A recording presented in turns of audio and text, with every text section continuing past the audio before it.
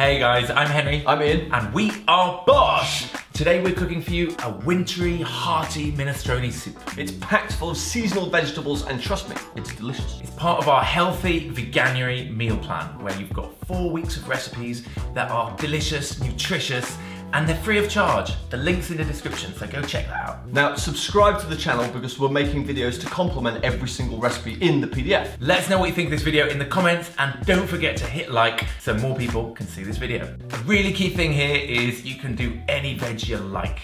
It's seasonal, so we've got squash, we've got celeriac, and we've got chard, but you can use whatever you've got in your fridge. Just make sure it's cooked before you whack it in that soup.